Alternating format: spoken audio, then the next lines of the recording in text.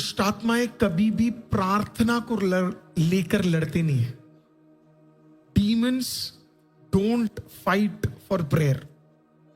आपकी प्रार्थना को लेकर वो लड़ते नहीं है।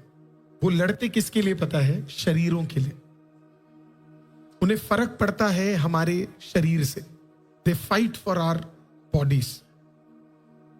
पुराने जमाने में जो ऑल्टर होते थे, वेदी होते थे, वो बड़े इंपॉर्टेंट होते थे। वो वेदियों के लिए वो क्या करते थे? लड़ते थे। तो हाथों से आपको उस वेदी को, लकड़ी के वेदियों को क्या करना पड़ता था? बनाना पड़ता था। नए नियम में वेदी शरीर में बदल गया है। किसमें बदल गया है? बॉडी में। क्योंकि आपको समझना है, पुराने नियमों में प्रभु की उपस्थिति या तो तंबू के अंदर रहती थी, या वेदी या जिसे आर्क बोलते हैं उस पे रहता था, या फिर मंदिर में रहता था। प्रभु यीशु के आने के बाद इन तीनों में उपस्थिति हटकर किस पे चले गया पता है आपको?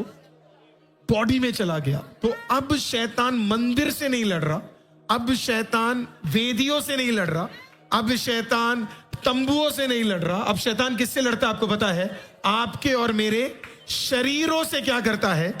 लड़ता है। तो अगर एक बार वो शरीर को वश में कर ले तो उसे क्या मिल गया? वेदी के ऊपर अधिकार मिल गया। अब मैं आपको पहला वचन पढ़ाना चाहता हूं, रोमियो 12 उसका पहला वाक्य।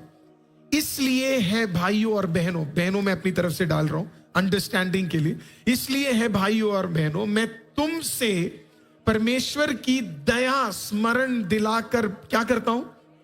Now this is Paul request कर रहा है कि ये थियोलॉजी, ये पार्ट हर मसीह को समझना जरूरी है। ही इज रिक्वेस्टिंग कि काश तुम्हें ये बात समझ आ जाए, और ये बात समझना जरूरी है। तो वो क्या कह रहा है? मैं तुमसे विनती करता हूं कि अपने शरीर को, किसको?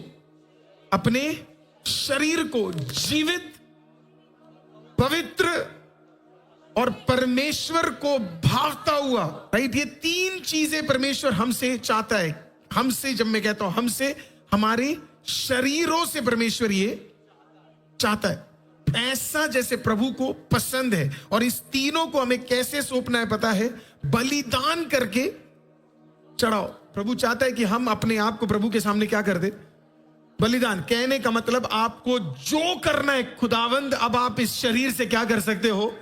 करवा सकते हो। जब तक ये तीन चीजें हम नहीं करते तब तक प्रभु हमें क्या नहीं कर सकता पता है? प्रभु हमें इस्तेमाल नहीं कर सकता। So for God to use us,